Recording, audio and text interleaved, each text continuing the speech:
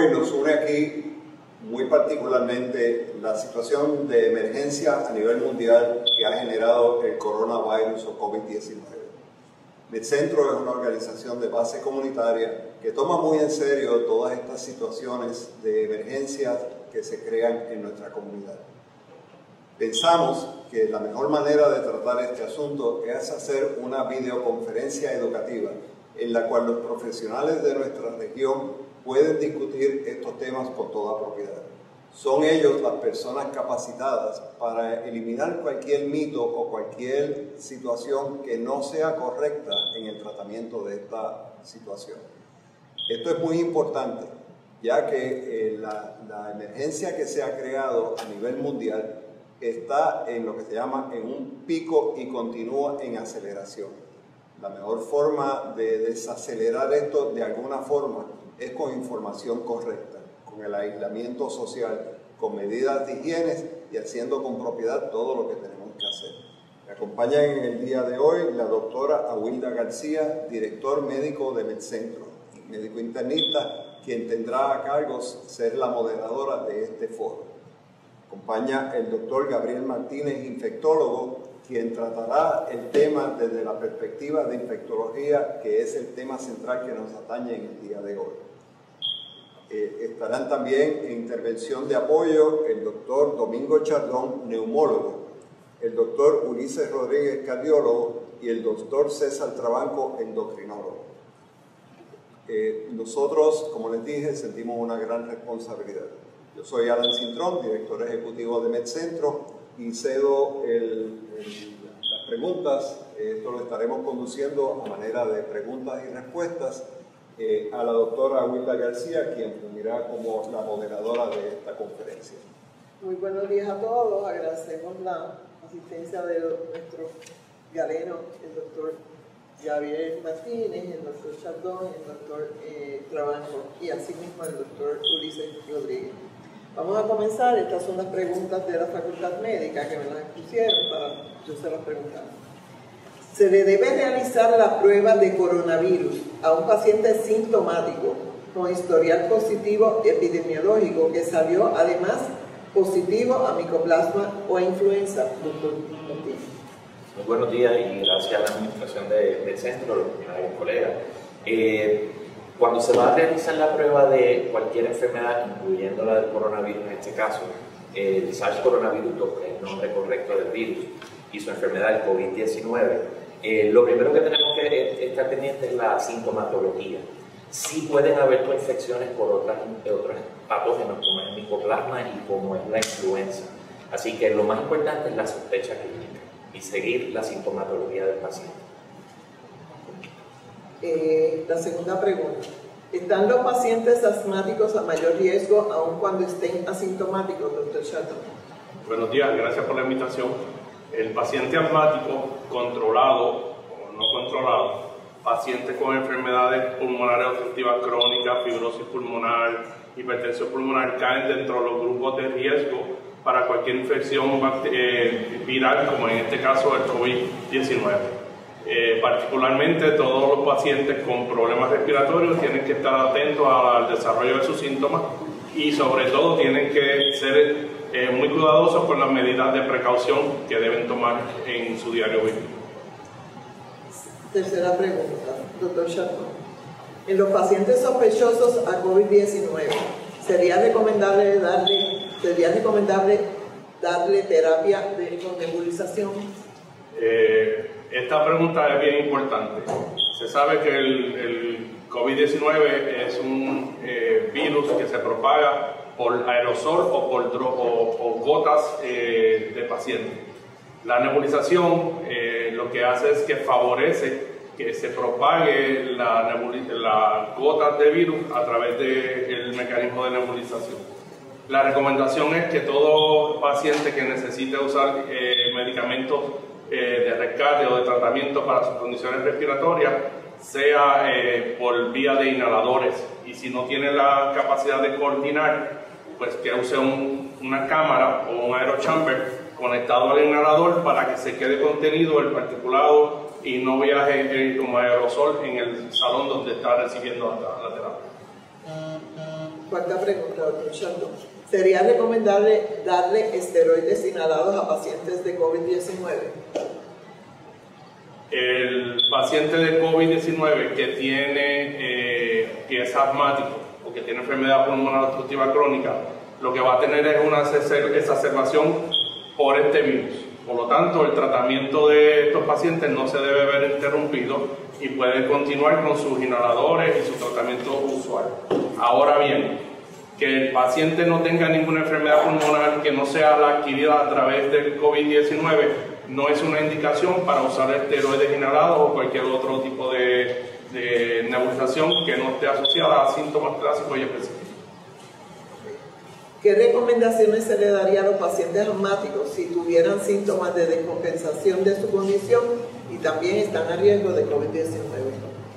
Pacientes asmáticos, pacientes con enfermedades respiratorias como COPD, fibrosis pulmonar o cualquier otra condición respiratoria, tienen que estar vigilantes a la descompensación de sus síntomas usuales.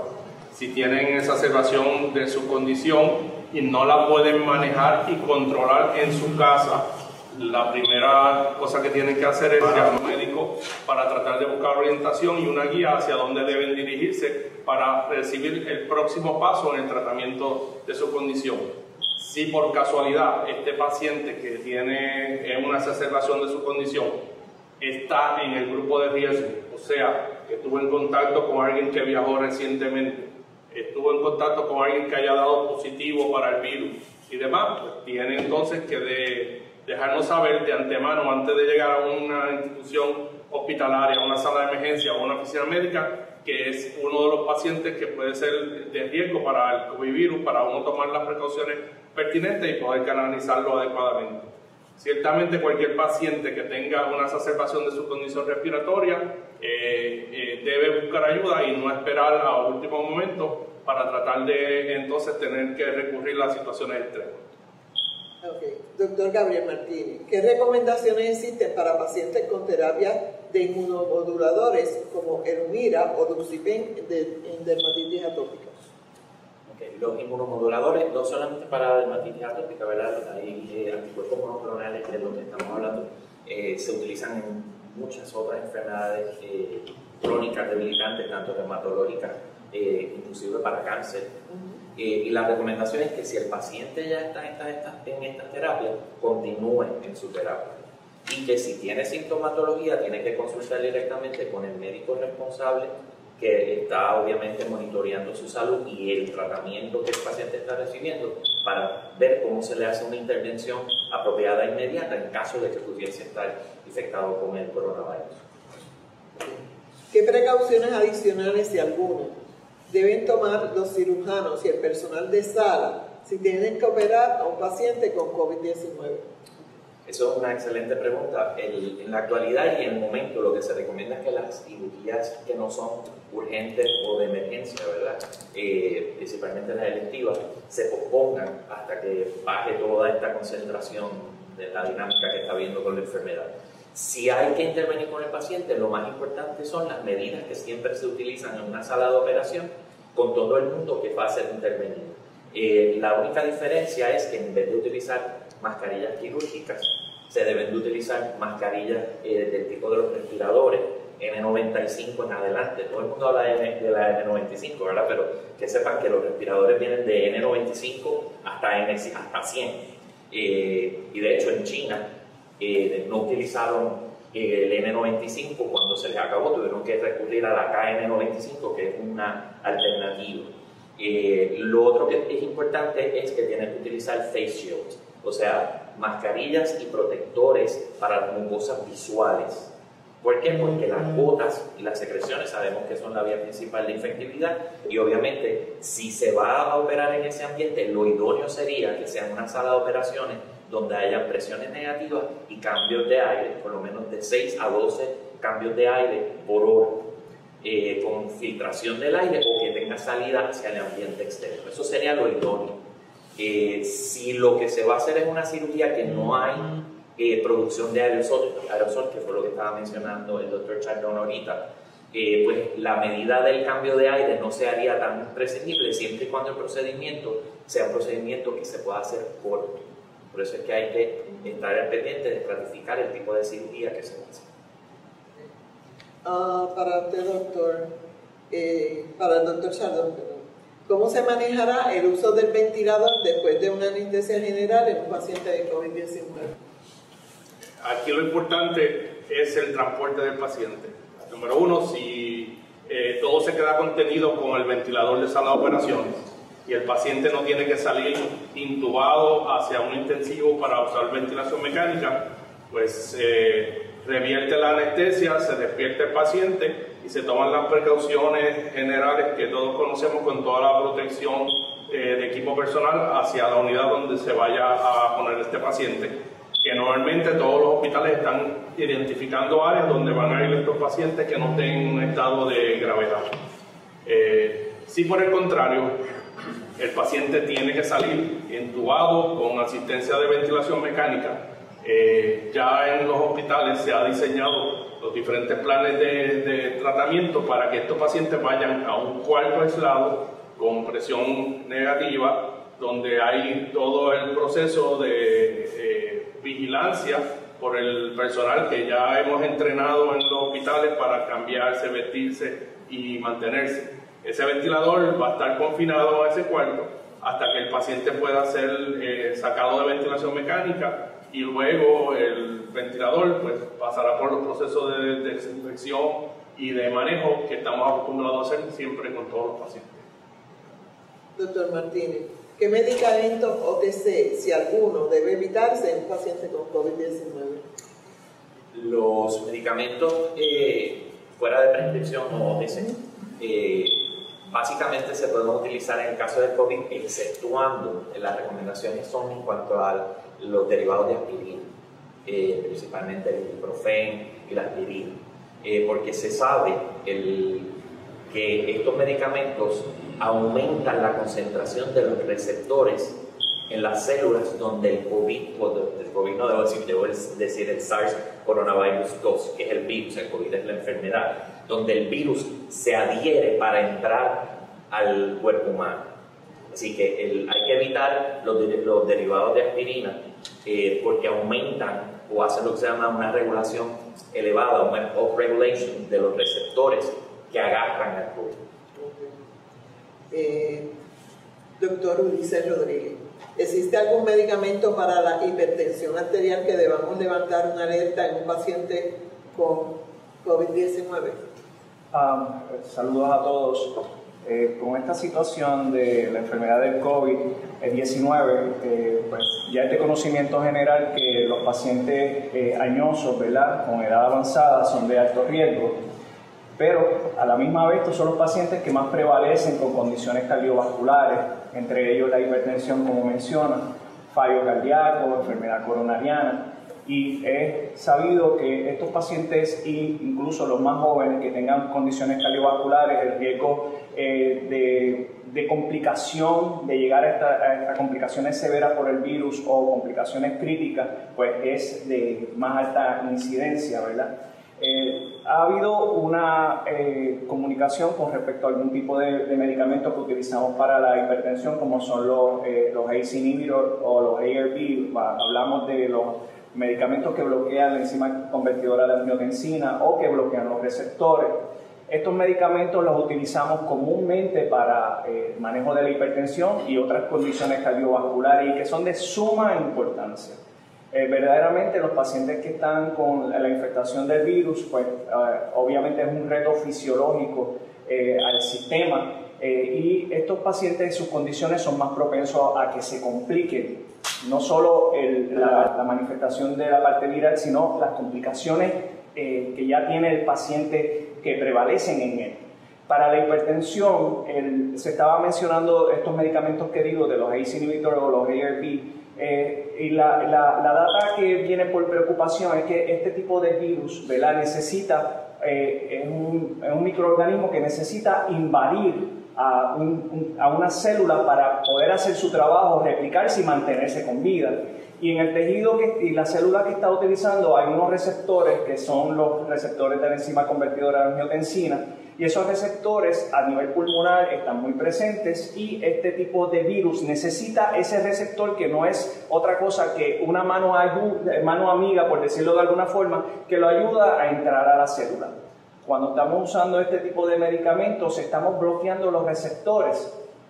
En algún tipo de conocimiento, usando la lógica, los investigadores han tratado de postular que el que no ha usado estos medicamentos y lo inicia pudiera darle una prevención o una protección para que esas células, esos virus no entren a la célula que van a invadir y hacer el daño, que en este caso a nivel pulmonar es la complicación más temida. Pero el paciente que lo está usando, por otro lado, que es la contraparte, pues el paciente que ya está usando por sus condiciones el medicamento, ya tiene por respuesta del bloqueo, el sistema autoproduce más receptores en respuesta de estar utilizando el medicamento. ¿Cuál es la recomendación para aclarar el punto de la utilización del medicamento que está en cuestión para la hipertensión?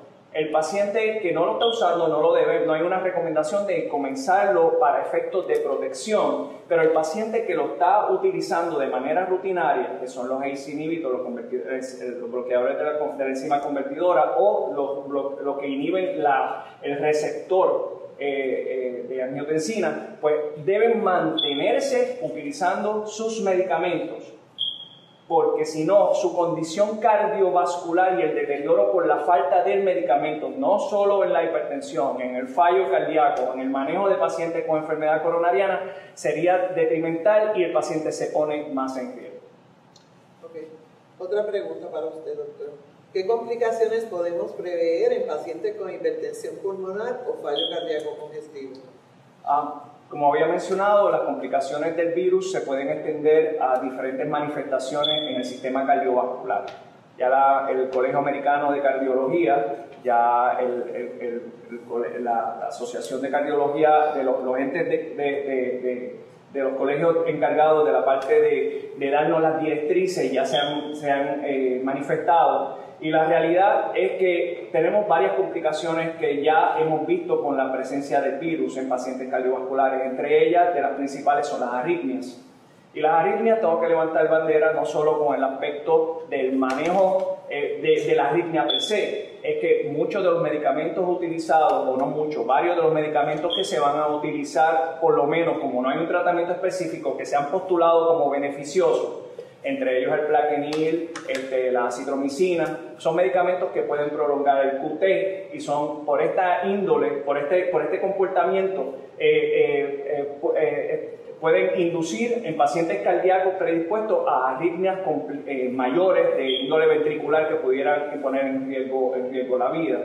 Las otras complicaciones son la miocarditis, la pericarditis. La miocarditis es un proceso inflamatorio, ¿verdad?, de enfermedad que envuelve el músculo del corazón, que puede llevar a consecuencias adicionales, que puede deteriorar en su función cardíaca, y pacientes con un fallo cardíaco deteriorar y complicarse y ponerse en un nivel crítico de la manifestación de la enfermedad, etcétera. O sea que estos pacientes tenemos que tener mucha observación del comportamiento del virus en la fase ya media de la enfermedad y final, que es cuando ya vamos a ver las complicaciones mayores con respecto al corazón. Ok.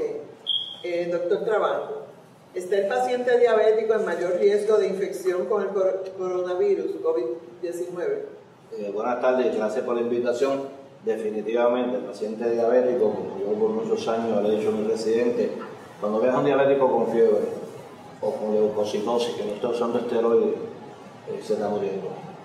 El sistema inmune del paciente diabético con los años tiene dos características: los años de la enfermedad y el pobre control de la enfermedad. Pacientes que están bien descontrolados, sabemos que su sistema inmune está peor. Y después de los 10, 15 años de ser diabético, también tiene un sistema inmune que ya está enfermo. Y definitivamente, como toda condición viral o bacteriana, son pacientes que están, pero por mucho, más susceptibles. Otra para usted, doctor. ¿Podemos esperar mayores complicaciones entonces en esta población diabética infectada en comparación con el resto de la población? Sí, van a tener una mortalidad y morbilidad mucho más alta, tanto porque van a tener infecciones peores por la farmacoterapia que utilizan desde antes de estar enfermos y porque la mayoría de sus órganos ya pueden estar comprometidos. Hemos enfocado el virus en el pulmón, pero también afecta al riñón y afecta a otros órganos. Y el paciente diabético ya tiene su daño renal incidente, que tenemos que velarlo y protegerlo. Definitivamente, si hay una población nuestra que tenemos una alta incidencia y que nuestra incidencia sube con las décadas de nuestros pacientes. Nosotros tenemos una incidencia de mayor de 60 años, sobre el 35% de nuestra población es diabética. Y eso usted no tiene único que tiene que ir a un hospital y buscar los récords y verá que el 2% de los que tienen por diabetes, pero el segundo y el tercer diagnóstico, todos son diabéticos. O sea que nuestra incidencia es bien alta y es una población que tenemos que prestarle atención especial, empezando por el paciente, los cuidadores, la familia y los médicos primarios y todos los especialistas, porque el diabético suele ver a más de 2 o 3 subespecialistas. Quiero hacer de lo que acaba de decir el doctor Trabajo, y eso es algo que es bien importante. La enfermedad del COVID es una enfermedad multisistémica, ¿verdad? La entrada principal del virus, obviamente en las poblaciones que han sido afectadas, inicialmente en China, donde salió, y obviamente los países europeos y ahora los Estados Unidos, donde estamos viendo el boom de la enfermedad. Sabemos que el virus usualmente entra por la vía respiratoria, tiene otras vías que podría teóricamente infectar, ¿verdad? Los receptores que mencionó el doctor Ulises Rodríguez, del ACE2, están bien concentrados en las células epiteliales del pulmón, pero el sistema gastrointestinal está concentrado también en este tipo de receptores, inclusive hasta las células de los testículos.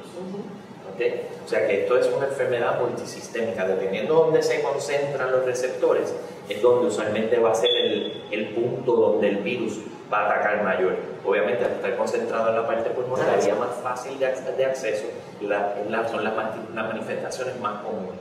Sin embargo, es bien importante señalar que hasta un 15% de los pacientes se pueden presentar con sintomatología gastrointestinal antes de que aparezca la enfermedad respiratoria. Y paralelo a lo que dijo el doctor Trabajo, se sabe de esta población de China, ¿verdad? Y en Italia y en España, en los Estados Unidos, que la población crónica debilitada por las enfermedades que el doctor mencionó, nuestra población de diabéticos es enorme, nuestra población de pacientes hipertensos y con enfermedad cardiovascular es enorme. Esos fueron los que en inicio dieron la atención de cuál era la mortalidad asociada a la enfermedad del COVID. De hecho, esa era otra de las preguntitas que adelanté, pero sí, que era si existe alguna otra presentación aparte de pulmonar, por ejemplo, gastrointestinal, que ya te la contestó. Quiero añadir que se han reportado en días recientes 2 síntomas adicionales que se están viendo en estos pacientes. Uno es la pérdida del olfato y la pérdida del gusto. O sea que pueden tener pérdida de olfato o pérdida del gusto sin tener todas las manifestaciones respiratorias o pulmonares que uno anticiparía. Así que es importante, si una persona empieza a notar que su gusto lo ha ido perdiendo o que ya no tiene el sentido de olfacción, levante sospecha, comuníquese con su médico porque puede ser una de las manifestaciones tempranas de esta enfermedad también. Mayormente en pacientes jóvenes. Correcto. Bueno, seguimos. Para el doctor Martínez, ¿cuáles son las recomendaciones para el cuidado en el hogar de familiares con COVID-19? Con un paciente que ya está diagnosticado o supuestamente sospechoso. Aquí lo más importante es lo que siempre tenemos que tomar en medida con cualquier enfermedad infecciosa. El distanciamiento, ¿verdad? Se ha hablado mucho de cuánta distancia tú tienes que tener en términos de un paciente que podría ser potencialmente infeccioso, ¿verdad? En la gran mayoría de las enfermedades infecciosas, a 3 pies de distancia debe ser suficiente.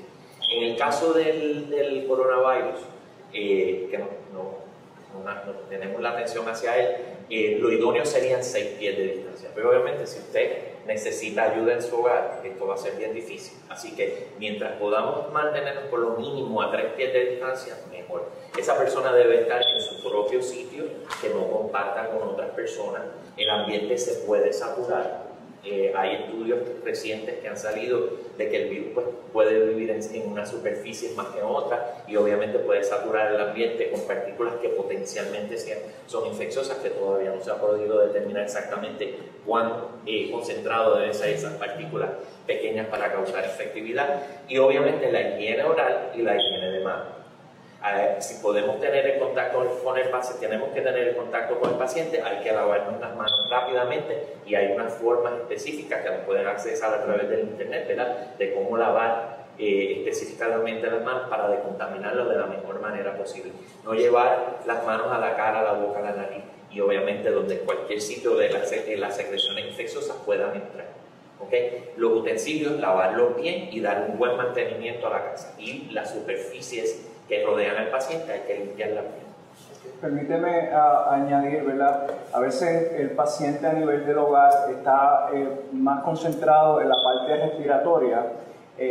Ya sabemos que las gotitas, los droplets y el fomite pues son las formas de contagio más común, pero como ya dijo el doctor, muchas veces estas partículas no son sostenibles en el aire, ¿verdad? Son partículas que caen y se depositan. Ese depósito, ya hemos visto la preocupación con respecto a los diferentes tipos de materiales, que si el cristal, que si el metal, que si el cartón, que si las diferentes superficies. En consenso es que tenemos que preocuparnos porque hasta 9 días ya es el consenso para quitarlo de 36 horas en este material o otro. Debemos pensar que ya esas áreas pudieran estar expuestas y hasta 9 días podemos tener la presencia del virus, ¿verdad? Y ser un transporte para nosotros una vez toquemos superficie. La gente tiene que concentrarse en mantener las áreas limpias, aseadas. Y si ya tenemos un miembro del hogar, de la familia que presenta los síntomas, nosotros tenemos que tomar la precaución de esa persona, literalmente aún dentro de la casa, separarla. Idealmente manténgase en un espacio donde no esté rodeando e interactuando en la sala, en la cocina, porque entonces es inevitable que el resto de la familia se contamine. Inclusive el baño. Ya hay evidencia que a nivel en la materia fecal hay presencia del virus. Por ende, el baño también es una exposición para nosotros como foco de contagio. Por eso también se debe separar el baño en personas que ya, si es posible y tenemos un baño disponible para esa persona, y el resto de la familia utilizar otras áreas. Si le añadimos que ese paciente que está enfermo, es asmático o tiene enfermedad respiratoria, manténgase usando sus inhaladores para evitar la nebulización que va a proveer que el virus se disperse en el salón donde esté. Muchas personas mayores se van a ver televisión, se sientan al lado del televisor en la sala con su maquinita a darse terapia. Esa no es la forma correcta de hacerlo. Si usted necesita usar un nebulizador porque no tiene coordinación, no tiene otros medios, manténgase en el cuarto o hágalo en un baño, un sitio más contenido, donde se pueda controlar y evitar ese particulado nebulizado que puede viajar a más distancia. Sí. Estamos en la era de COVID. Quisiera añadir a lo que acaban de mencionar, los famosos hand sanitizers. Y esto es para nuestra población de compañeros, ¿verdad? Clínicos. Se ha hecho un énfasis, todo el mundo se está centrando en los wipes, los hand sanitizers. Lo más importante es el agua y jabón. Sí. Que recuerden nuestros compañeros que cada vez que se usa un hand sanitizer, eso está contenido y concentrado con alcohol. El alcohol eventualmente se evapora y queda la capa de la crema que tiene el hand sanitizer para proteger, exactamente, para proteger la piel, ¿verdad? Después de la tercera utilización de un hand sanitizer por día, hay que lavar las manos con agua y jabón. Así que no concentremos tanto en los hand sanitizers, excepto como una medida donde no haya nada más que podamos utilizar. Pero si tenemos acceso a agua y jabón, mucha agua y jabón, porque eso es lo que nos va a ayudar a disminuir. Se dice que el jabón quita la capa del coronavirus, este líquido, y el jabón entonces como que desintegra esa capa. Entonces hay más efectivo que cualquier otra cosa. Y eso es completamente correcto. Además de que disminuyó la concentración de otros organismos infecciosos que pueden atacar al sistema, ¿verdad? No solamente el coronavirus, y que nos pueden poner a la predisposición de aperturas en la piel que pueden llevar entonces a complicaciones mayores. Seguimos. Para Gabriel Martínez, ¿por qué en los niños el curso de la enfermedad es más benigno, doctor Martínez? Ahorita estábamos hablando los compañeros sobre eso, ¿verdad? Y hay muchas hipótesis, pero la realidad es que no se sabe específicamente por qué.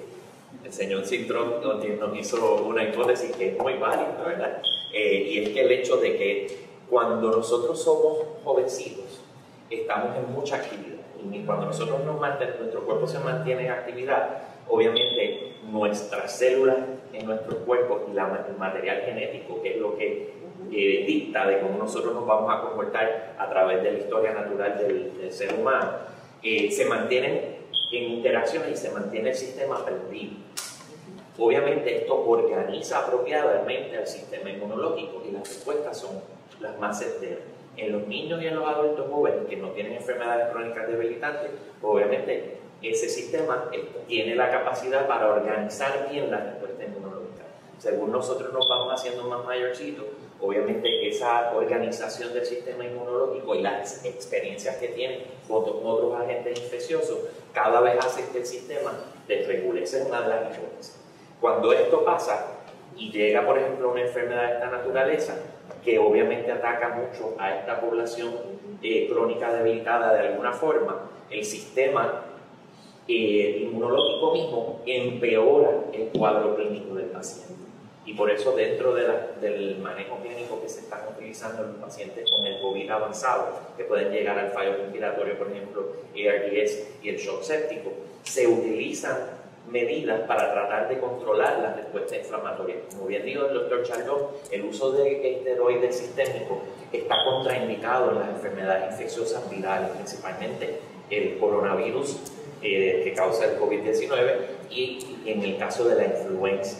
Pero si hay que utilizar, porque haya otra condición, por ejemplo, un shock séptico avanzado que no está respondiendo a vasopresores, por lo menos 2 vasopresores, se puede utilizar los esteroides, ¿verdad? en una frecuencia para tratar de modular esa respuesta inmunológica y esa respuesta abrupta y exagerada que tiene en contra de la infección por el coronavirus. Déjame mencionar un par de cosas interesantes con respecto a los niños. Utilizando la experiencia de Wuhan, ¿verdad? En China, porque tenemos que saber que esto, siendo un proceso de enfermedad nuevo para los científicos, pues no nos ha dado tiempo de tener data suficiente, y lo más reciente y de más volumen, que ya lleva un poco más, fue a nivel de China. Coincide para la expresión de la manifestación de la enfermedad, que fue para finales de diciembre del 2019, pues estamos en invierno. Y pues muchos de estos niños estaban, prácticamente el porcentaje mayor de estos niños y adolescentes y jóvenes que están en universidades estaban en su casa. Y esto les dio también la oportunidad de no estar tan expuestos con respecto a cuando están en sitios que están agrupados como son en periodos regulares de clase. También se hablaba, como decía el doctor, de la parte de que los niños tienen la respuesta humoral e inmunológica en maduración, ¿verdad? Y en ese proceso, pues ciertamente le está dando una ventaja con respecto a la parte viral.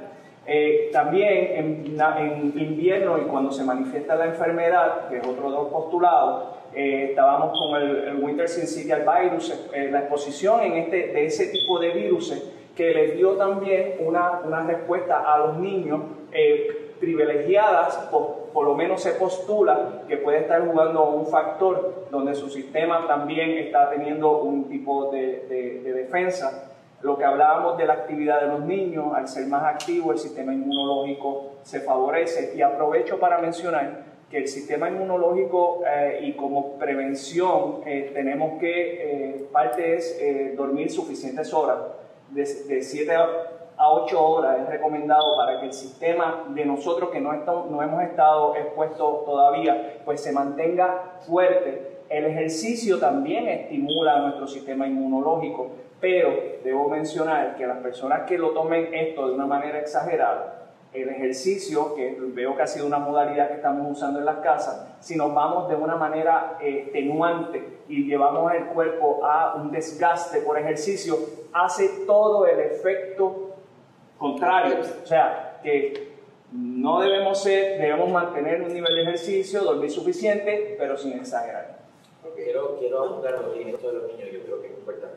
En la data de Wuhan, los niños de 1 a 9 años, 0.2% de la población estuvo afectada por el virus.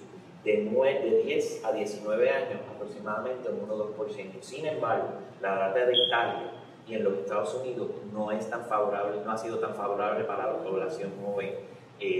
¿Verdad? Según el virus se va moviendo a diferentes poblaciones y a diferentes tipos de genética y pues obviamente de la naturaleza humana, es el comportamiento que vamos a estar observando. Así que no piensen que los niños y los adultos jóvenes están exentos de la enfermedad. No. El curso tiende a ser un poco más benigno, pero no quiere decir que no se infecten y sobre todo que tengan la capacidad para infectar a otras personas en su ambiente, principalmente a los que están crónicamente debilitados. Sí. Y uniendo a lo del doctor Rodríguez, recordar la nutrición.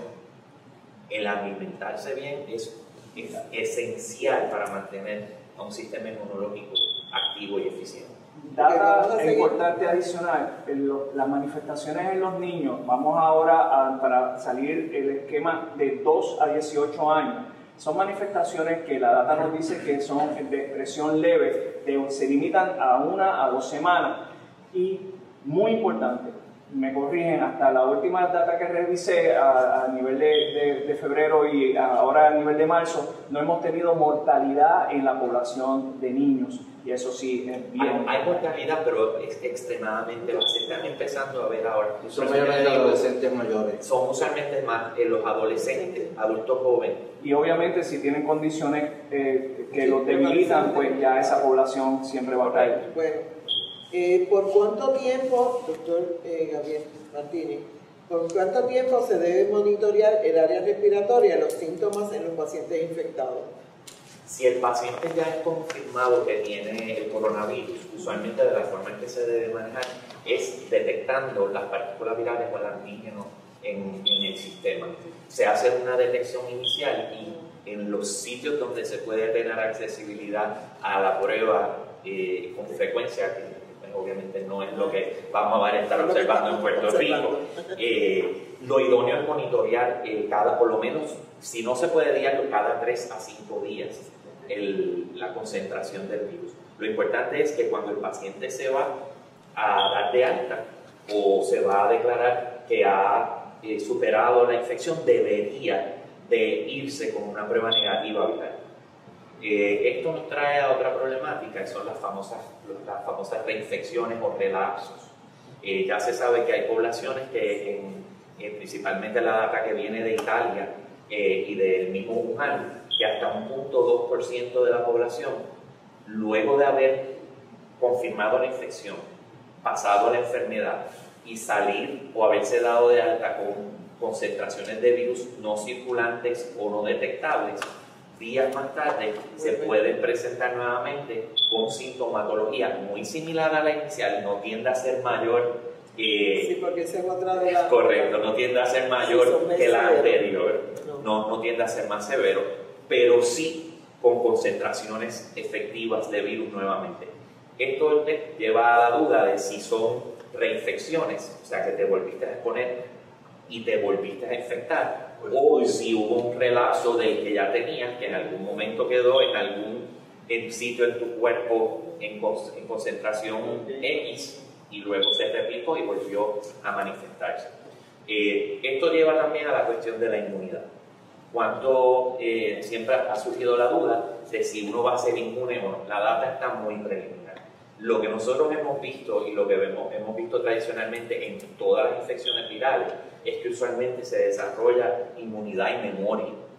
Que esta inmunidad y memoria que es la que te protege en caso de que tú tengas un recuento, obviamente tiende a bajar con los años, ¿verdad? Y como bien dijo el licenciado Cintrón, en cuanto a que la persona tenga la capacidad el sistema inmunológico tenga la capacidad de recordar esa infección y montar una respuesta inmediata, apropiada para defenderse, pues depende de muchos factores, como los nutricionales, el ejercicio, etcétera, cómo está ese sistema inmunológico. Así que la data de inmunidad, yo realmente creo que todavía está en pañal. Vamos a tener que pasar este proceso para ver dónde es que estamos parados en cuanto a inmunidad se refiere. Y eso, pues obviamente, lleva a la cuestión de las vacunas, porque la vacuna solamente lo que estimula es la inmunidad. Y es, como ya saben, las vacunas todavía se están probando ya en humanos, pero están muy en pañal.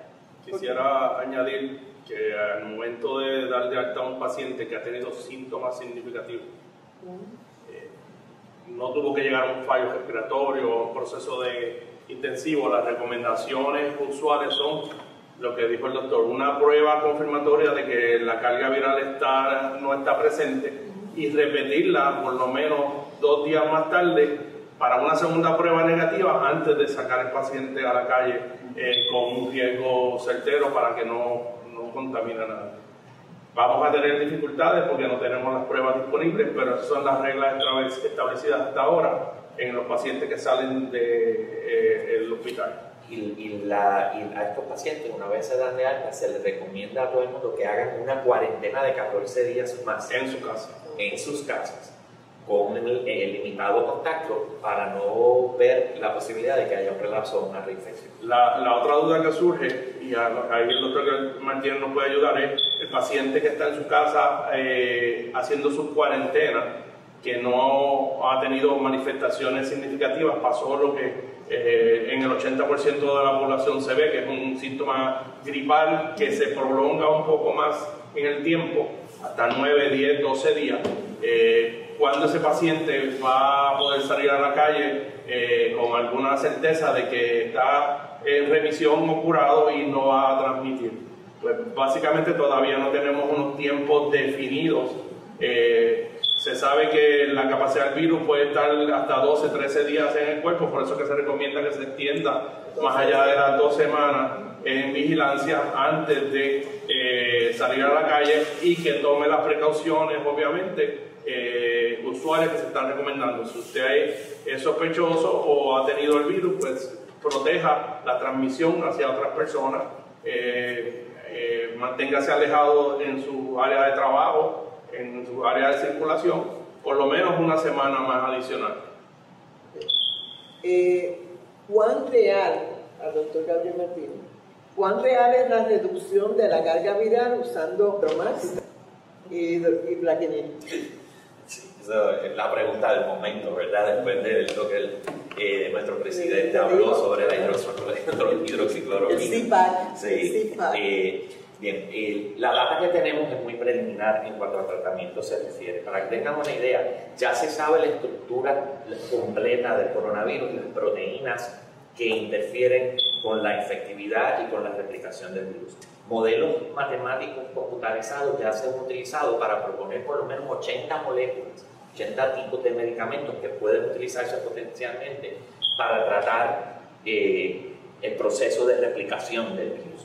La hidrocloroquina y la acitromicina, que son las dos que más se están moviendo en el ambiente actual. Pero también preguntan aquí por calendra y sí, eso les iba a decir, pero vamos primeramente con esa hidroxicloroquina y acitromicina. Los estudios son muy preliminares porque salieron de la data principalmente de Francia, como les mencioné ahorita que estábamos fuera de la cámara, ¿verdad? Estamos hablando del doctor Garret. En marzo hizo una publicación donde hizo un estudio utilizando combinación de hidroxicloroquina con la acitromicina versus la hidroxicloroquina sola y un grupo control que no fue tratado con ninguno de estos dos, y vieron que hubo una respuesta bien favorable. Más de un 50 y pico de % de los casos lograron bajar la replicación del virus al 6º día de la enfermedad utilizando, en caso de la hidroxicloroquina con la acitromicina, casi más de un 70%.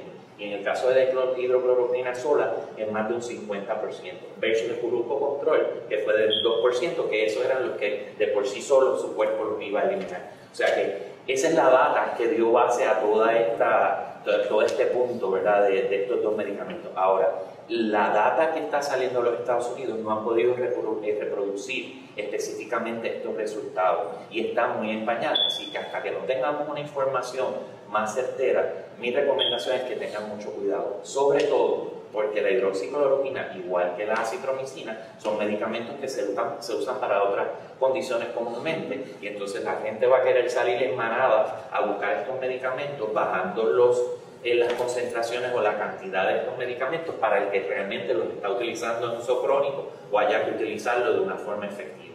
En cuanto al Kaletra y a los otros productos antirretrovirales, se sabe que el coronavirus tiene una homología genética muy parecida en unas porciones de su secuencia genética a la del VIH.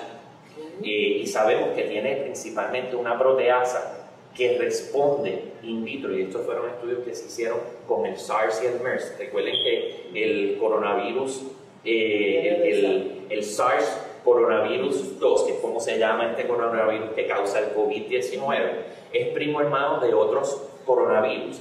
Los coronavirus se identificaron en los 1960, o sea, imagínense desde cuándo vienen corriendo. El problema es este en particular, que sus dos primos hermanos antecesores en dos brotes de epidemia, el MERS y el SARS, nos dieron mucha data en cómo funcionaban estos medicamentos. Y se sabe que en el caso, por ejemplo, del SARS y el MERS, los antirretrovirales podrían potencialmente inhibir la proteasa, y por eso es que se postula que pueden ser una vía más en el manejo de estos pacientes. La acitromicina no se sabe cuál es el mecanismo. ¿Y el Intrón? ¿Perdón? ¿Y el Intrón? El Intrón. Sí, porque no, lo que pasa es que esos son otros 20 pesos. En los pacientes, exacto, los pacientes que desarrollan COVID, usualmente deterioran después que pasan por el proceso del respiratorio y la pulmonía, como les dije, en un proceso multisistémico. Pueden entrar a fallos multisistémicos, de múltiples órganos. Y se desarrolla una cascada de eventos que estimulan unas producciones de citoquinas inmunológicas en nuestro cuerpo y pueden desarrollar una tormenta de citoquinas. Una de las cosas que se ha postulado es tratar de interrumpir la cascada de producción del interferón y las interleuquinas para no llevarlo a ese extremo de deterioro. De hecho, se han utilizado en algunos casos donde se ha demostrado que el síndrome de la tormenta citoquínica está presente, y para eso está lo que se llama el H-score y el descartar que el paciente tenga un linfocitosis, exacto, un HLH, para poder determinar si en esos casos se pueden utilizar o no estos inhibidores de interleuquina 6 específicamente y otros inhibidores de citoquina. ¿Existe algún medicamento en experimentación que se haya visto que pueda reducir la carga viral? Yo creo que eso más o menos... Lo acabamos de contestar. Lo importante es que sepan que para los compañeros clínicos la hidroxicloroquina tiene 4 mecanismos que se postulan en la sola molécula que pueden llevar a la disminución en la replicación viral. Permíteme añadir, en el término de la hidroxicloroquina, ya los mecanismos de acción para esto, en la parte de modulación y la reacción en cadena de la parte modulatoria ya está establecido, pero la peculiaridad del medicamento que toma en la parte de investigación y no se toma como recomendación, pero que se está postulando, es que es un medicamento de una vida media muy larga, hasta 20 y tantos días. Y el acúmulo del medicamento a nivel pulmonar sobre otros tejidos es mucho más alto, lo que entonces ha dado pie a la postulación de que incluso en fase temprana, preventiva, donde había habido exposición, donde el personal, y esto es lo que puede llevar, si se malinterpreta, a salir de la gente a comprarlo de una manera incorrecta, es que utilizar una dosis de este medicamento de 200, que sería 2 veces al día, 400, un single dose, una dosis inicial, pudiera crear, por su media vida larga, por lo menos, y la concentración aumentada a nivel pulmonar, pudiera crear una especie de disminución, si te da la condición, de evitar la manifestación más temible, que es la complicación pulmonar que me puede llevar a. Y incluso se ha postulado de que pudiéramos, utilizando la media vida del medicamento, cada tres semanas, reutilizar la carga. Pero, vuelvo y digo, cosas como las que estoy diciendo, información de los mini estudios que se han podido realizar experimentalmente, no conocemos realmente la enfermedad y estamos tratando a base de la experiencia de lo que tenemos en el pasado con los virus de coronavirus, de los 7 tipos que tenemos, ¿verdad? Los de animales versus también los que tenemos a nivel humano, pues nos ha dado una información. Estamos utilizándola, pero el hecho de que llega tanta información a través de las redes, que se está convirtiendo en un problema, porque hay demasiados expertos hablando. Y cuando hablamos así, pues se convierte en experto el periodista que leyó un artículo, se convierte en experto el político que quiere impresionar, y cuando venimos a ver, perdemos la línea correcta de lo que el paciente, y sale en la confusión. Por ende, tengo mucho cuidado en comentar cosas como esta, porque sí hemos visto un beneficio en algún tipo de población. Los virus tienen la capacidad, dentro de su expresión futura, a autodefenderse, cambiar, mutar, etc. Y esperemos que en este caso, pues nosotros no tengamos ese comportamiento y podamos anticiparnos y poder desarrollar una vacuna, que sería lo que realmente necesitamos para controlar la enfermedad. En síntesis, no hidroxicloroquina, no acitromicina, por el momento, no antirretrovirales, al menos que estemos bregando o trabajando con un caso confirmado de COVID, donde un intento desesperado por salvar la vida del paciente haya que recurrir a este tipo de modalidad terapéutica. Perfecto. Aprovecho una pregunta al doctor Gabriel Martínez como infectólogo. En los pacientes, en los foros que los médicos intervenimos, pues hemos visto la preocupación, ¿verdad?, ya en conocimiento del paciente que tiene condiciones médicas que predisponen a que el virus se manifieste, llegue a las complicaciones críticas o fatales. El uso de estos medicamentos, porque no lo vamos a ver en la primera fase de la primera semana, quizás estas complicaciones de pulmonar y al multisistémico, a los órganos múltiples de daño. ¿Hay alguna posición ya definida para efectos de utilizar en esa población, sean los diabéticos, ancianos, con condiciones cardiovasculares, con cáncer, con diferentes renales, de iniciar antes de que, por sabiendo que una vez ya llega la manifestación, la carga virémica es tan alta, antes de que llegue a ese nivel, empezarlo en los retrovirales en esa población de riesgo que vemos la ascendencia en problemas? Okay. Eso es una pregunta muy buena, pero todavía no ha sido contestada. Sabemos que usualmente las complicaciones respiratorias bajas se ven luego de la primera semana, casi siempre después del sexto al séptimo día de la infección, obviamente de los síntomas constitucionales y los síntomas iniciales que tienden a ser leves, que luego pueden progresar a infección respiratoria baja. El tratar de interferir esa cascada, la cascada de eventos, es lo que podría llevar a la utilización de estos medicamentos de una forma temprana, pero la data clínica farmacológica que actualmente está disponible no soporta el uso o no apoya el uso de estos medicamentos en esa fase temprana. ¿Por qué? Principalmente porque recuerden que estos medicamentos tienen unos efectos adversos asociados y obviamente pacientes como los del doctor Trabajo, ¿verdad?, los pacientes diabéticos y otros pacientes con enfermedades metabólicas pueden ser contraproducentes en un momento determinado. Así que hasta que no salga data un poquito más avanzada, y ya están corriendo, hay alrededor de 60, 80 trials mundiales de diferentes combinaciones, el uso compasionado del Remdesivir, que es una droga que resultó ser in vitro efectiva para Ebola y SARS en un momento determinado, se están corriendo en los trials y está para uso en compassionate use, pero principalmente para casos avanzados. ¿Y el uso de interferón? Lo mismo para interferón, sí, lo mismo interferón en gamma, como le dije, interferón y los inhibidores de interleuquina, todo eso está en pañales. El mensaje importante a los clínicos es que en la actualidad no tenemos un tratamiento efectivo para el COVID. Sí sabemos que existen cosas en el horizonte que nos pueden ayudar tal vez en aquellos pacientes que en un intento desesperado por salvarlo, donde los beneficios y los riesgos básicamente se están igualando, y como no tenemos mucho para ofrecerle, tal vez estas puedan ser alternativas, y es importante que las tengan en the back of their mind, ¿verdad? En su mente, en un momento determinado, por si lo tienen que utilizar. Sí, solamente añadiría que todos los protocolos que estamos viendo en internet, en los reportes, son protocolos que han diseñado hospitales especializados para pacientes en grave estado que están bien comprometidos.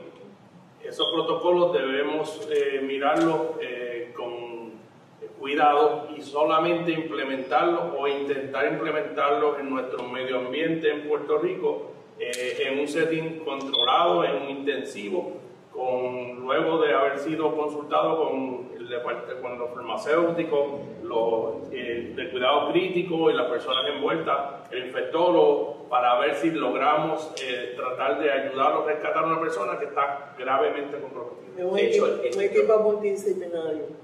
De hecho, en nuestros hospitales, el consenso es que estos medicamentos van a estar restrictos a la población médica que acaba de mencionar el doctor Chan. Vamos a seguir.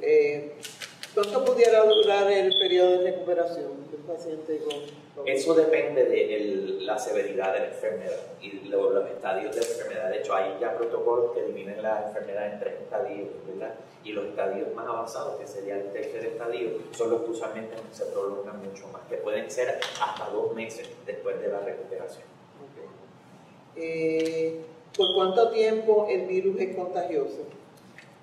Eso depende de la superficie, depende del setting donde están trabajando. Aquí hablan de que si podía diferenciar en la superficie o decirnos algo sobre eso. Acaban de salir unos estudios principalmente de Singapur y de Wuhan sobre cuánto dura el virus en superficies inertes, por ejemplo, fuera del mar. Sabemos que lo idóneo para que el virus pueda vivir es que haya el sistema humano. Por eso es que el distanciamiento es lo importante, porque los que vayan a sufrir la enfermedad, ahí quedó, y si no tiene a dónde ir, no va a vivir. Luego, las secreciones, que son la vía más fácil de transmisibilidad. Donde haya secreciones húmedas, eso es un medio idóneo para que el virus pueda vivir, porque de esa superficie húmeda tú la puedes llevar a tu sistema a través de las mucosas, la boca, etc. La vía fecal oral, que ahorita la mencionó el doctor Rodríguez, es extremadamente importante, lo que dijo de las bacinetas, de los inodoros, etc., porque esos son superficies que se han demostrado que el virus también pueda vivir. Sabemos que se estratifican y en diferentes tipos de superficies la cantidad de horas que el virus puede mantenerse en cantidades suficientes para poder ser potencialmente infecciosa, porque no han podido determinar que realmente esa cantidad de concentración en esa superficie puedan ser una vía efectiva de transmisión. Pero se sabe que en el stainless steel, en el acero inoxidable y el plástico es donde más dura. Son horas que pueden pasar hasta 12 a 15 horas. Luego están los dashboards y los cardboards y otras superficies que tienen una cantidad mínima. Sí es importante saber que en un ambiente cerrado, húmedo, idóneo, el virus puede suspender partículas infecciosas y formar aerosol que pueden estar suspendidas desde 2 hasta 4 horas, un promedio de 3.7 horas. Por eso es que es importante el mantener la ventilación, los sitios abiertos, el hacinamiento, tener mucho cuidado. Sabemos que la distanciación social y el mantener a las personas en sus casas, etcétera, es bueno porque así no se contagian unos a otros, pero en donde estemos tienen que tener buena ventilación, donde no estemos encerrados en sitios que podamos concentrar esas partículas. Los aires acondicionados a mí me preocupan muchísimo, ¿verdad? Nosotros somos benditos porque somos una isla tropical, tenemos mucho aire, mucha ventilación, tenemos sol. El sol, la luz ultravioleta, se sabe que en algunos patógenos la puede destruir. En el caso del coronavirus todavía no se ha podido probar que es 100% efectivo la luz ultravioleta del sol, pero sabemos que el sol deseca la secreción y el calor, porque entonces si no hay secreción, el virus no va a vivir en esa superficie. Así que utilicemos áreas ventiladas donde haya sol de alguna forma indirecta para poder secar esa secreción. Ahora vamos a la parte de las embarazadas. ¿Las embarazadas comparten el mismo riesgo que la población general, sí o no? Eso es correcto. Sí, y de hecho recuerden que el estado del embarazo es un estado de inmunocompromiso, ¿verdad? Porque tenemos un hombre y una mujer que depositan sus materiales genéticos, y son de dos personas, así que la mujer tiene que bajar su sistema de cierta manera para poder tolerar un tejido que se está formando que es foráneo a ella, o sea, que es externo a ella. Así que sí son de riesgo. Por eso es que en el caso de la influenza, específicamente, se sabía que la mortalidad es mayor. Curiosamente, en la data en mujeres embarazadas, de la data de Wuhan y principalmente de Italia, es que por alguna razón no tienen una incidencia mayor que la población general, pero no están exentos. Déjame mencionar algo importante, a lo mejor ya el doctor lo comentó en el inicio de la conferencia. Las mujeres embarazadas y el feto. Ya tenemos 2 casos reportados, no sé si lo comentaron, tenemos un caso en China y tenemos reciente en febrero en Inglaterra, de 2 niños que nacen de madres positivas y que están, y que el bebé, el neonato, tiene COVID-19, sale positivo.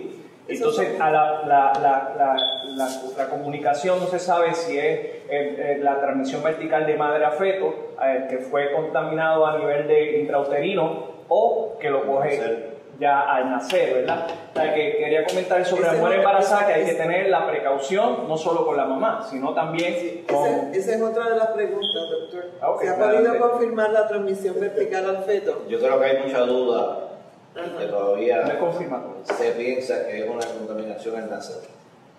La transmisión transplacentaria está siendo estudiada principalmente las concentraciones de virus a nivel del filtro placentario. Recuerden que la placenta es un filtro y la transmisión, la estructura placentaria tiene la capacidad para filtrar apropiadamente el virus. Ahora, ¿cuánto en el momento del parto, en el cosh de sangre con superficies contaminadas pueda contribuir a la transmisión del feto? Estamos muy temprano en la edad.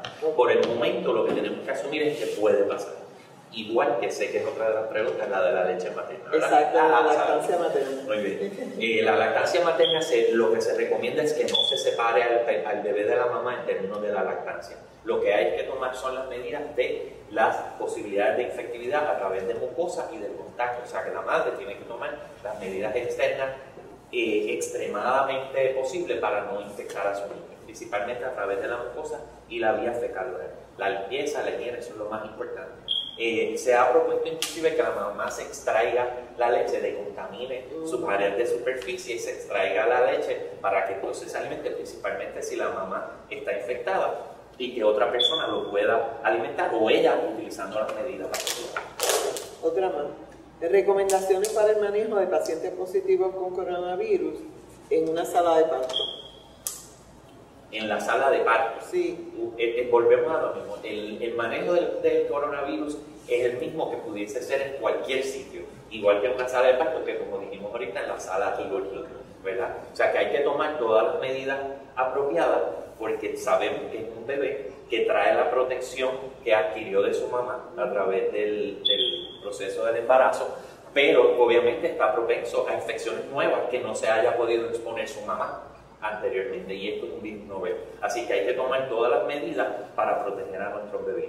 ¿Se debe separar el bebé de la madre que dio positivo a coronavirus? Lo que les mencioné anteriormente, no se recomienda. Recuerden que el bonding o la interacción en esos primeros días de un recién nacido con la madre es esencial para muchas cosas, desde el punto de vista fisiológico como psicológico, ¿verdad? Y obviamente el poder transmitir al niño las defensas que la mamá tenía, que eso es uno de los procesos que sabemos que mantiene la inmunidad en los niños durante por lo menos los primeros 18 meses de vida. ¿Se recomienda que se le haga la prueba de coronavirus a ese bebé?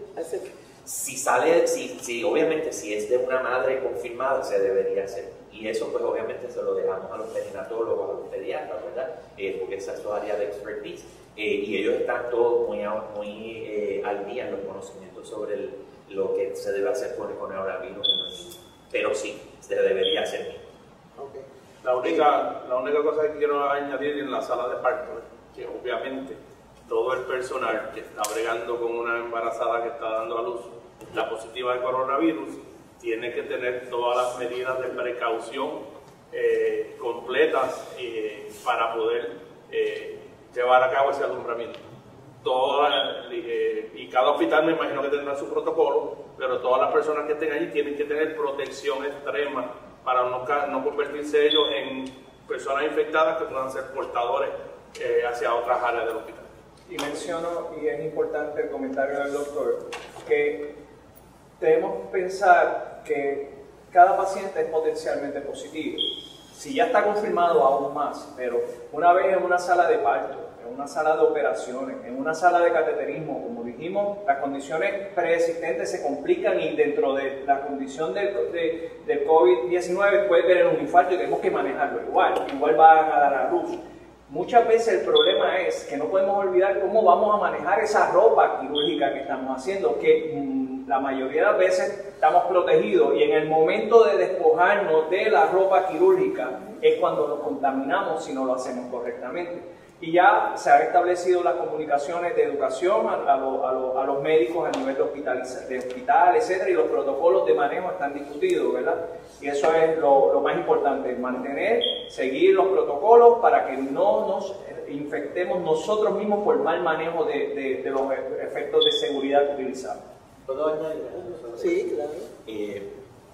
Hay que tener conciencia de lo que estamos trabajando. En la actualidad, lamentablemente, los recursos son finitos y eso es algo que a nosotros siempre se nos olvida. Los recursos para la protección de esta enfermedad tenemos que tratar de economizarlos al máximo, porque si de momento surge un boom en la población o un brote en la población, esos recursos se nos van a quedar bien cortos. Y eso ha pasado en todas las naciones donde ha ocurrido brotes epidemiológicos por el COVID, ¿verdad? por el coronavirus. Así que mientras tengamos disponibilidad suficiente, hay que tomar las medidas utilizando la austeridad lo máximo posible. Obviamente, si surgiera un brote epidemiológico, que es lo que se perfila como puede pasar potencialmente en cualquier país del mundo, pues obviamente a falta de pan galleta y hay que empezar a utilizar otras medidas que puedan sustituir las medidas idóneas. Una de las cosas que es importante en estos países donde han surgido estos booms, estos brotes epidemiológicos repentinos y obviamente mortales, es lo que acaba de decir el doctor Rodríguez en cuanto a cómo se quita y se pone la vestimenta de protección. De hecho, en California y en New York ahora mismo lo que están promoviendo es que si usted tiene su equipo protector, no se lo quite hasta que usted no salga del turno, porque en el proceso de quita y pon te puedes abrir una brecha de infección y de contaminación. O sea que eso va a depender de con la población que estemos trabajando y con la cantidad de personas en un momento determinado. Pero las medidas de protección ya son bien sabidas y el personal técnico que tiene que ser extremadamente responsable en conocerlas. Así que si todavía nadie se ha puesto al día, que entren a la red, ¿verdad? Y se pongan al día de qué se pone primero, si la bata o los guantes, el gown protector de la mucosa o el respirador. Hay unas secuencias específicas para eso y eso está publicado en todos los sitios de la red. Por favor, que lo accesen. Importante el personal de limpieza de las instituciones. El personal de limpieza no se toma en consideración en muchas ocasiones y este es un personal que tiene que estar entrenado de la misma manera que está entrenado el terapista respiratorio, la enfermera, el técnico de laboratorio, porque son los que acuden a los cuartos a hacer la limpieza y desinfección de estas áreas. Y si no saben quitarse el equipo o pasan de un cuarto a otro, van a ser transmisores de la infección. Así que yo exhorto a todas las instituciones que le tomen y le presten atención a su team de limpieza para que tengan entrenamiento en la prevención, cómo poder manejar las situaciones que se les avecinan en los próximos días. ¿Es cierto, doctor, que el uso de guantes de manera continua pudiera generar mayor grado de contaminación? Eso va adherido a lo que acabo de mencionar, ¿verdad? De muy efectiva es la forma en que la persona tiene conciencia de lo que está trabajando y con el volumen que está trabajando. Por el momento, lo idóneo es sustituir guantes entre paciente y paciente, no utilizar los mismos guantes, ni aún siquiera en los que saben que estén confirmados y se esté haciendo cohorte. Porque, pues, obviamente, no solamente el coronavirus, es otros patógenos que también son de igual forma transmisible. Es cierto que el uso de la vitamina C, doctor y el zinc se puede usar como prevención para aumentar la inmunidad. Lo que sabemos es que las vitaminas y todos los extremos son malos, ¿verdad? Si tú te intoxicas de vitaminas, puedes crear una hipervitaminosis, que es una condición clínica, y si estás deficiente también. En el caso de la vitamina C, sabemos que son cofactores principalmente que ayudan al sistema inmunológico a hacer ciertas protecciones en el sistema. En el caso del zinc, sabemos que las proteasas que utiliza el virus, tanto para pegarse a la célula como para el proceso de replicación, se necesitan metales como el zinc. ¿Okay? ¿Cuán producente o contraproducente puede hacer esto en el coronavirus? En coronavirus no. SARS coronavirus, como los de los catarros, las concentraciones de zinc aumentan intracelularmente y pueden tener un efecto inhibitorio en las proteasas que llevan a la replicación viral. En influenza se ha probado también que puede ser un cofactor en el proceso del anclaje del virus. O sea que, ¿cuánto esto beneficia en el caso del coronavirus? Todavía no se sabe. Tenemos que... La vitamina C, perdón. Sí. Es importante. Y así la tenemos que consumir todos los días, porque es lo soluble y la vamos a estar eliminando. Claro, es difícil que nos intoxiquemos con vitamina C, es casi imposible. Eso es así. Pero necesitamos consumirla todos los días de la forma más natural posible. Todas las vitaminas en nuestro cuerpo, recordarle siempre a los clínicos, el cuerpo consume lo que necesita, hace su storage, su almacenamiento y elimina lo demás. Pero obviamente si nos vamos a intoxicar de muchísima vitamina, el cuerpo mismo te la va a estar botando. O sea que lo más importante es asegurarte que tengas un suplido adecuado. Con el SARS-CoV coronavirus 2, verdaderamente todo lo que nosotros estamos hablando es cuasi anecdotal, ¿verdad? Pero estamos, como hablamos de los antivirales, hemos aprendido de las experiencias de estudios con otros virus. En el caso de la parte catarral, la parte de influenza, etc., hay estudios que la utilización de vitamina C y tiamina, estudios a nivel de la nación americana controlados, que en dosis altas, y el estudio se postula con dosis intravenosa de 1200 miligramos cada 6 horas, y tiamina 200.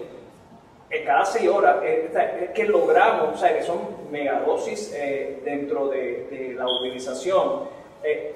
Lo que a nivel de traspolando toda esa información y de beneficio, utilizando los mecanismos que ya el doctor explicó, pudiéramos pensar que debe ayudar. No veo de ninguna manera cómo pudiera ser contraproducente, ¿verdad? Pero atribuirle excepto por el gasto.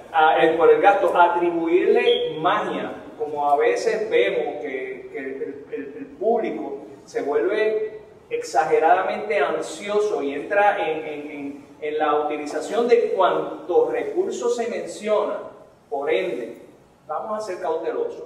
La utilización de la vitamina C probablemente sea un colaborador que no nos va a hacer daño, pero tampoco sigamos con lo que tenemos que hacer, que es distanciamiento, lavémonos la mano, vamos a lo básico y vamos a ver cómo la vitamina C real se traspola a esa información. Bueno, doctor Martínez, ¿cuán confiable es el rapid test? La data es contundente de que definitivamente es un recurso extremadamente favorable, como obviamente modalidad diagnóstica para tomar decisiones en un momento determinado de cómo vamos a hacer una población epidemiológicamente o cómo la vamos a manejar clínicamente. Dependiendo cuál es el objetivo de la prueba rápida que vayamos a utilizar, si es para monitoreo epidemiológico o es para manejo clínico, es la utilidad que pueda tener los diferentes rapid tests que están saliendo. De hecho, ya vamos a las millas sobre 16 pruebas. Hace poco salió la del Gene Expert, que se utilizaba para diagnóstico de otras enfermedades como tuberculosis, etcétera, que la acaba de aprobar el FDA para monitorear antígenos directamente. Y pues obviamente, dependiendo el tipo de setting que lo utilicemos, es la utilidad, pero sí, tiene su setting, igual que con mucho cuidado las pruebas rápidas de influenza y las aglutininas de micoplasma. ¿A qué población deberíamos de darle prioridad para estas pruebas? Definitivamente a la población que vamos a estar manejando clínicamente y que vamos a estar metiendo en nuestro hospital, ¿verdad? Volvemos a lo mismo que mencioné, los recursos no son muchos. Es importante que la gente entienda, y esto es algo que es esencial, los coronavirus tradicionalmente lo que causan son enfermedades gripares, catarros, los catarros comunes. El coronavirus, el SARS-CoV-2 no es una excepción de ello. Más del 80% de la población afectada probablemente lo que desarrolla es un catarro severo, un catarro asqueroso, vamos a ponerlo así, ¿verdad? Y lo vamos a poder pasar en nuestras casas como pasamos todos los catarros. El problema es ese 20%, esa quinta parte que tiene el potencial para complicarse, y de esa quinta parte los que van a progresar a fallos respiratorios que pueden provocar mortalidad. Nosotros tenemos que estar en alerta de esa quinta parte de la población, de ese 20%, ¿verdad? 20 de cada 100. Así que es importante estar monitoreando esos 20, y para eso es que están diseñadas estas pruebas como son los rapid tests, para poder seleccionar a esa población que vamos a entrar a nuestros recursos de hospitales, que son limitados y son finitos. Así que es bien importante llevar ese mensaje a nuestra población para que los recursos no se gasten innecesariamente y podamos preservar. Abundo en eso y quiero aprovechar lo que acaba de decir el doctor. Estos cervicarros que se están creando para hacer pruebas, eso es un gasto innecesario de dinero y probablemente persiguen un fin político, y están desviando realmente la atención de a quién se le debe hacer la prueba y cuándo se le puede hacer la prueba.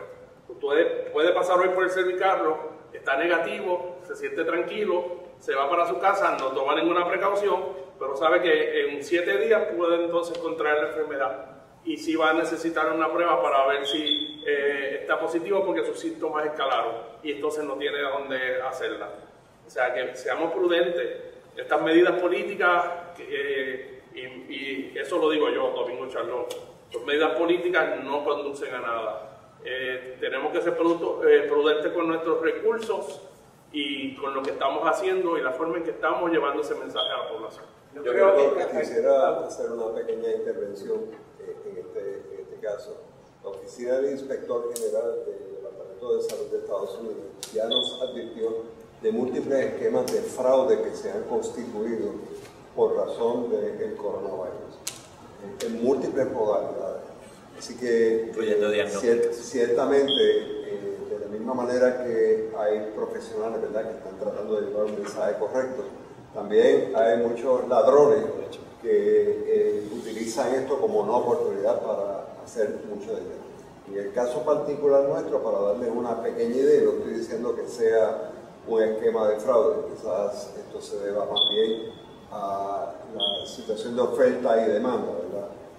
A mayor demanda, menor oferta, aumento el precio. Esa es la regla. Las mascarillas, ya nosotros las estamos pagando a un 1.600% por encima del precio que las pagábamos anteriormente. Así que ustedes mencionaban anteriormente la situación de la vitamina, etcétera. Obviamente, todo el que venda vitaminas y demás, pues está en una época de bonanza. Así que hay que tener mucho cuidado, y esa es la idea de tener este tipo de forma. Y hay que saber la vitamina que vas a consumir, si es una multivitamina. Coincido con el comentario del doctor, pero sí quiero, dentro de lo que ya se está utilizando, pudiéramos esos recursos redirigirlos y utilizarlos bien. Este sistema de cervicarro, yo creo que indiscriminadamente en las personas que vengan simplemente por la curiosidad, tenemos influenza, tenemos otros tipos que pueden manifestar algún tipo de síntoma catarral, pero debe haber un cernimiento para esta utilización y no permitir la utilización discriminada, ¿verdad? Y creo que en algunos centros ya están haciéndolo, pero tiene que el paciente va por cita porque tal como dice el doctor, la información que podamos utilizar epidemiológicamente, pero la que nos interesa más que esa, aunque no deja de ser importante para estadística, es la parte clínica. El paciente que vaya a utilizar este servicio debe hacer un seguimiento a través de llamada telefónica donde nos confirme, a nosotros podamos confirmar la necesidad de esa prueba, que envuelva, que no solo tenga que me sienta mal o tenga malestar general, que envuelva unos criterios de severidad y cierta información básica que acredite a ese paciente a que valga la pena utilizar este tipo de vehículos diagnósticos, ¿verdad? Para que de una manera u otra, como dice, coincidimos todos, los recursos que son limitados los utilicemos de una manera efectiva. Quiero hablar sobre eso. Por eso les mencioné de que dependiendo de lo que se vaya a utilizar, es la modalidad de prueba diagnóstica que se debe utilizar.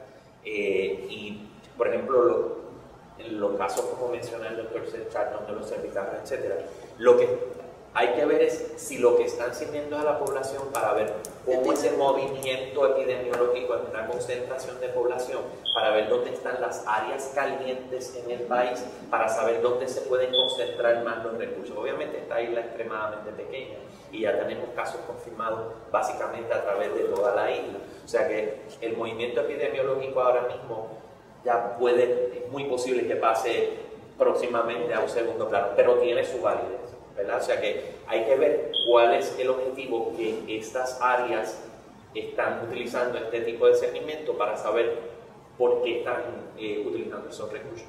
Hablando del rapid test, hay otra preguntita. Dice, si no se hace la prueba de influenza y micoplasma, pero el paciente tiene un perfil epidemiológico positivo y síntomas de dificultad respiratoria, ¿se tiene que hacer el rapid test? Ok. Eso va a venir a la primera pregunta. Sí, porque están solicitando que para hacerle la prueba, y lo dicen vía, ¿verdad?, la televisión, que se hagan la influencia de micoplasma, entonces llamen para entonces hacerse, lo cual hay pacientes que deberían de tener influenza y micoplasma para descartarlo, pero hay pacientes que tienen los síntomas y que no necesariamente tendríamos que hacer la prueba. Okay. Lo que pasa es que las recomendaciones del CDC, que luego pasaron al Departamento de Salud, son las que estamos siguiendo en la actualidad, que fueron originarias del WHO, era que si tú tienes una condición clínica que puedes tratar, te enfoques en tratar esa condición, porque obviamente para el coronavirus no tenemos un tratamiento. Y entonces pedían o exigían que se hicieran una prueba de influenza y de coronavirus, de influenza y de micoplasma, para que si una de ellas estaba positiva, entonces no habría una necesidad de tratar de conseguir la del coronavirus, porque tienes un síndrome que no hay forma de separar los tres en cuanto a sintomatología se refiere, porque son extremadamente similares. Y lo que te queda entonces es la detección a través de una prueba de cernimiento para poder decidir cómo vas a tratar. Ahora, hay que tener mucho cuidado, porque si tú ciernes a esta población que se presenta con este cuadro respiratorio y te da una prueba positiva y tú tratas y el paciente continúa o empeora con los síntomas, no puedes excluir que no tengas el coronavirus o que tengas una influenza. Recuerden que el rapid test de influenza en medio de un brote epidemiológico, una prueba negativa no excluye influenza, una prueba positiva lo confirma. La única forma de excluir la influenza, dependiendo del estadio donde esté, también debo decir, es una prueba de PCR o de una prueba de antígeno, ¿verdad? Que sería la forma confirmatoria para la influenza. Lo mismo en el caso de la micoplasma. Cuando nosotros estamos haciendo pruebas de micoplasma, lo que estamos haciendo son pruebas de aglutinina. Aglutinina son anticuerpos. Eso quiere decir que la persona que haya estado expuesta con sintomatología o que recientemente haya estado con micoplasma, te va a dar el anticuerpo positivo. O sea, no necesariamente quiere decir que es micoplasma lo que tiene. Así que por eso contesté la primera pregunta que nos hizo en el panel, de que la sintomatología es lo que determina a quién se cierne y a quién no se cierne, por lo menos desde el punto de vista clínico. porque si la prueba de micoplasma sale positiva o influenza sale positiva, y podrían dar las dos, no es una excepción, ocurre, a nosotros nos ocurre clínicamente, todavía podría tener un coronavirus teniendo los otros dos patógenos al mismo tiempo.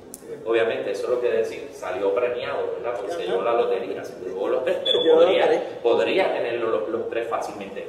Miremos el ejemplo del primero que se diagnosticó en Santo Domingo, que vino en uno de los cruceros. Tenía influenza B y tenía coronavirus. Y él salió clínicamente, estaba como las Pascuas, y salió súper bien, ¿verdad? No todo el mundo se va a complicar, volvemos a lo mismo.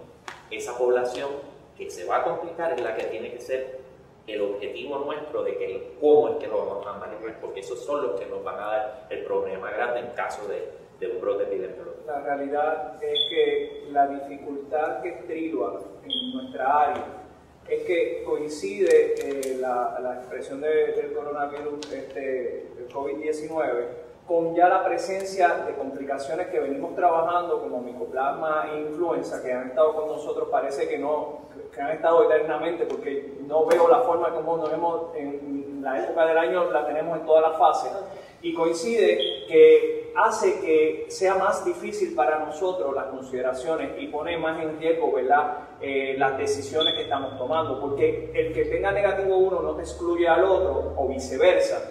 Y lo peor es que pueden coexistir. Y eso es lo que vamos a estar viendo.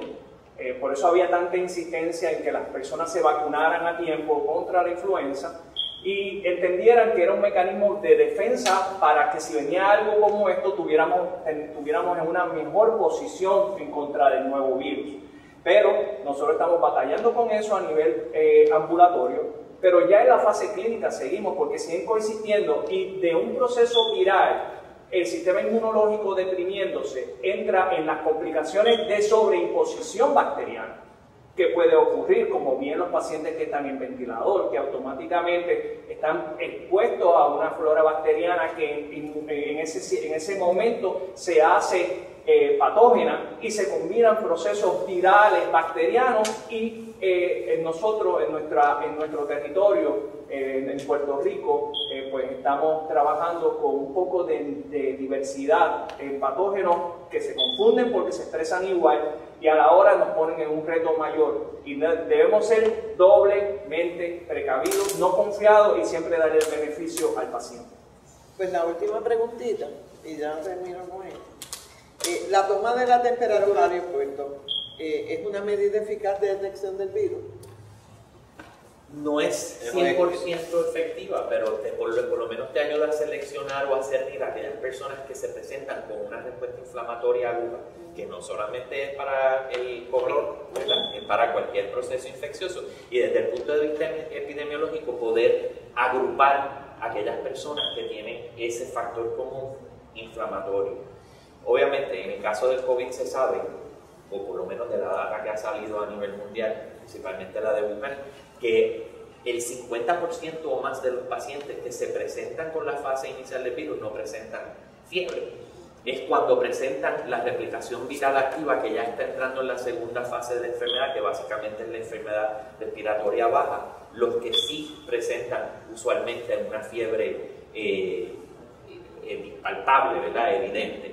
Siempre están también los pacientes que están inmunomodulados por alguna condición o que están suprimidos de su temperatura, que obviamente no van a presentar fiebre. Así que desde el punto de vista del cernimiento epidemiológico es un arma que se puede utilizar en un setting específico para tratar de cernir a la población. Pero no podemos centrarnos de que ese es un patógeno de la enfermedad por COVID. Yo tengo mis críticas al proceso. Yo creo que en el conocimiento ya la fiebre es una expresión un poquito más adelante de la infectación. Y cuando estamos haciendo eso, no está mal. Solo no lo veo como algo no es que no sea importante, no lo veo como la única cosa que se debe hacer y creo que no lo están haciendo.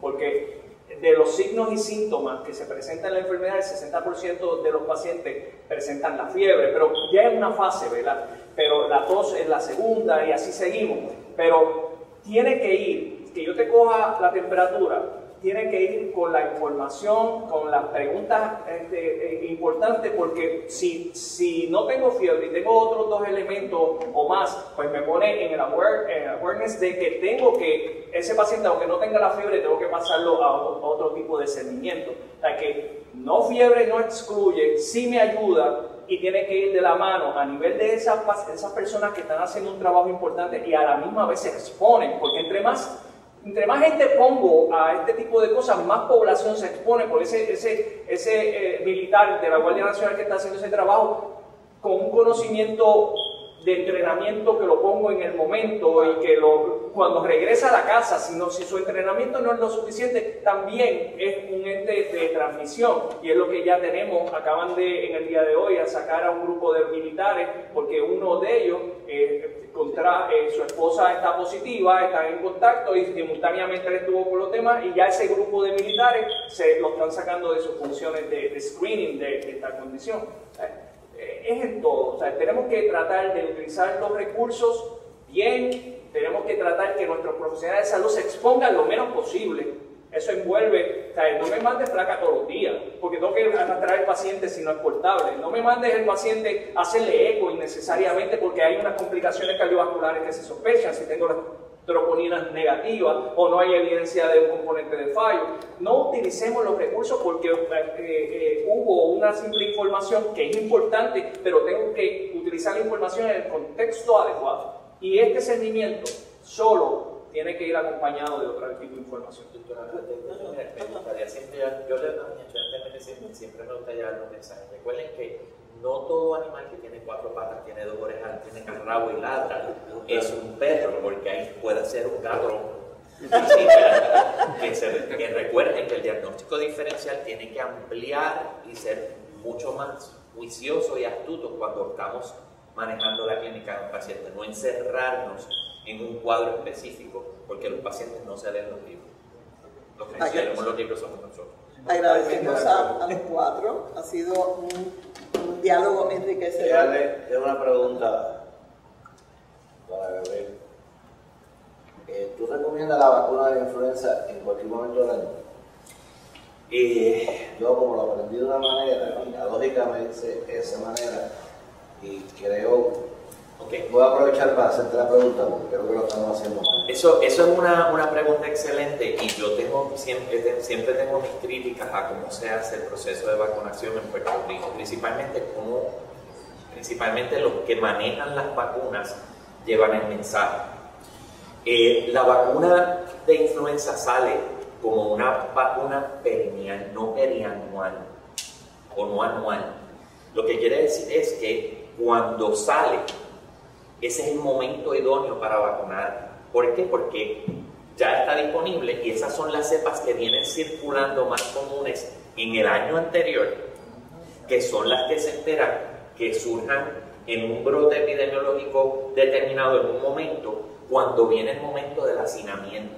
¿Cuál es el momento del hacinamiento? En los Estados Unidos y en la gran mayoría del mundo de los países templados es cuando hay frío, pero Puerto Rico es year through. O sea que nosotros vamos a tener, por eso es que el año pasado, no sé si nos fijaron, que la influenza nos persiguió todo el año. Y de hecho, desde el H1N1 nos ha perseguido prácticamente todo el año. Así que cualquier momento es el momento idóneo para vacunarse. Lo que hay que llevarle el mensaje a la persona es que si tú te vacunas, tú tienes un periodo de 3 semanas hasta 4 semanas en que te puede dar. Tú no vas a desarrollar la defensa o los anticuerpos en contra de lo que te están vacunando. Por tanto, si tú te expones en ese periodo, en el periodo de esas 3 o 4 semanas, te puede dar una influenza, que muchas veces lo que le pasa es que yo me la puse el año pasado y por poco me muero porque me dio influenza. Claro, porque te la pusiste en medio de la circulación de la influenza. El virus es muerto, o sea que no debería dar el extremo de una influenza. Ahora, cuando yo no tengo cepas a las que yo me he expuesto de la vacuna que me están poniendo, mi sistema tiene que desarrollar una reacción antígeno-anticuerpo, que es una reacción inflamatoria, que da un tipo parecido a lo que es un flu. Mientras menos exposición tú hayas tenido a esa cepa en particular, porque la hayas desarrollado a través del tiempo o la hayas heredado en algún momento a través de tus padres o lo que fuera, más fuerte es la reacción. Pero no debe de dar un flu full blown. Los pacientes que están inmunocomprometidos, para ellos fueron los que se diseñaron la vacuna originalmente. Que a veces tengo y le pregunto, no, pero es que el doctor me dice que tengo las defensas bajas. No, Cristiano, tú eres el que te tiene que vacunar porque tienes tus defensas bajas, porque no vas a poder soportar el embate de una influenza si te llega al sistema. Para los años 80 y 90 eso lo ponía la Asociación del Pulmón. Exactamente. Exclusivamente. Pero no lo quitaron. Y lo ponían entre septiembre, octubre y noviembre. Eso es así. Creo que la efectividad era mayor. Claro. Yo ahora creo que se está poniendo mucha vacuna simplemente para cumplir un requisito que vale la pena. Y yo entiendo que eso es así. Hay que tener cuidado también en el hecho de cuánto efectiva es la vacuna, ¿verdad? Porque muchas personas piensan que yo me vacuno y no me va a dar. No, la vacuna lo que te dice es que va a prevenir que no te dé, o si te dé menos fuerte de lo que te debe de dar. De hecho, las vacunas en los últimos 2 años, la efectividad está entre un 46 y un 62%. Inclusive el año pasado, muchas personas no se enteraron, pero el CDC lo que estaba recomendando era que a las 2 semanas de vacunarte, principalmente los trabajadores de la salud y los de riesgo, se revacunaran para dar un boost. ¿Ok? Así que eso es importante porque a veces los mitos de las vacunas diluyen el objetivo de la vacuna, ¿verdad? Así que es importante. Y yo entiendo que en este momento, por ejemplo, del coronavirus, del COVID, la vacunación en la población nos podría ayudar, o nos pudo haber ayudado más todavía si lo hubieran tenido a su tiempo, porque ahora mismo el CDC tiene un site donde tú puedes hacer la vigilancia de diferentes enfermedades infectoepidemiológicas, entre ellas la influenza, y venía bajando la curva en las últimas 3 semanas, y esta semana se disparó la concentración de influenza en Puerto Rico, en los Estados Unidos y Puerto Rico. Y Puerto Rico es de los primeros 3 territorios en la nación con mayor incidencia de influenza like illness e influenza confirmada en la actualidad, y la vamos a tener todo el año porque aquí nosotros no tenemos el flujo de temporada. El hecho de que se vacunen en septiembre, octubre cuando sale, también es la protección que nos vamos a tener como isla, porque la gente de las áreas templanas nos vienen a visitar buscando calor. Entonces ahí es que nos traen la famosa influenza. Eso nos pasó con María. Sí. Quienes nos trajeron María fueron los que vinieron a trabajar en Puerto Rico, de los grupos que vinieron de Estados Unidos para restablecer la electricidad y todo ello. Se concentró y fueron los que nos trajeron el boom de influenza en ese momento. Bueno, pues otra vez, muchas gracias a todos. De verdad que fue algo muy enriquecedor y le agradezco. Ahora vamos con la segunda parte, y verdad, disculpen, pero hay otra segunda parte de preguntas que está a cargo de... Quiero darle las gracias al doctor Luis Rodríguez, cardiólogo, el doctor César Trabanco, endocrinólogo, el doctor Domingo Chaldón, neumólogo, doctora Huila García, internista y director médico del centro, y doctor Gabriel Martínez, infectólogo. Ciertamente han arrojado mucho conocimiento actualizado sobre el manejo del coronavirus y que es sumamente importante para todos nosotros. Particularmente cuando antes de comenzar la conferencia teníamos 39 casos ya confirmados en Puerto Rico, 2 fallecimientos, y donde en Estados Unidos la curva se ha tornado casi vertical con 46.485 casos.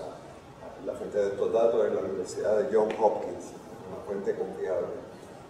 Tal parece que en Puerto Rico nos estamos educando a manejar desastres. Cuando miramos María, cuando miramos los terremotos, no quiero traer los desastres políticos porque eso posiblemente en este momento no viene al caso. Y justo los meses de enero y febrero de este año estuvimos atendiendo, manejando las situaciones de crisis creadas por los terremotos. Entra marzo y ya estamos trabajando con el coronavirus, que es a nivel mundial. Esto ciertamente nos hace recordar ese refrán de que lo que no nos destruye nos hace más fuertes, pero ciertamente para ser más fuertes el buen conocimiento y el buen manejo es imprescindible. Así que les quiero dar las gracias. El centro es una institución de base comunitaria. Este tipo de educación es la que nos fortalece como institución y nos hace cumplir con nuestra misión que data desde 1971, estamos próximos a cumplir 50 años como institución. Así que tenemos mucho trabajo pendiente de hacer, mucho buen trabajo que estamos pendientes de hacer y vamos a depender mucho de todos ustedes, los profesionales de la salud, para que estemos siempre seguros de que estamos haciendo los pasos correctos, ajustados de día a día, según vamos aprendiendo las nuevas lecciones. Así que muchas gracias. Muchas gracias. No.